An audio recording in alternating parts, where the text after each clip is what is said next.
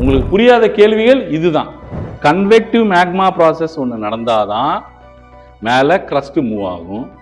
மேலே crust move ஆனாதான் ocean கிரஸ்ட்டும் continental கிரஸ்ட்டும் முட்டினாதான், விலகினாதான், உரசினாதான் என்ன கிடைக்கும்?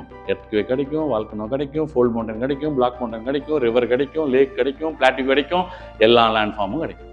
இந்த மேக்மா ப்ராசஸ் சுத்தலை அப்படின்னா இந்த மூமெண்ட் மேலே என்ன ஆயிரும்? நின்றும். உலகம் எப்படி இருக்கோ அப்படியே கடைசி வரைக்கும் இருக்கும். யாரு கல்பிரிட்டு? Convective magma current.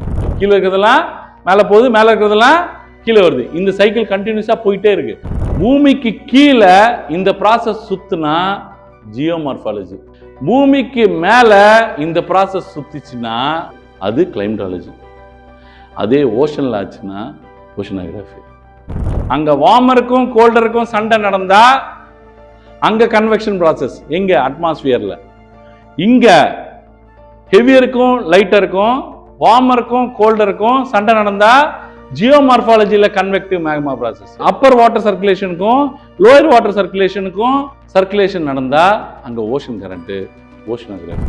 ஒன்றும் இல்லை, இந்த convective magma process, convective process below the surface of the earth geomorphology, above the surface of the earth climatology. காத்துல இந்த வாட்டர் ஓஷனோகிராஃபி. இது கன்வெக்ஷன் தெரியல அப்படின்னா ஜாகிரபியை மூடிட்டு கிளம்பிட வேண்டியது. ஆனால் இது புரியலன்னா இப்போ சமச்சீர் கல்வி புக்கு ஓப்பன் பண்ணுங்க, ஓடுதா இல்லையான்னு மட்டும் பாருங்க.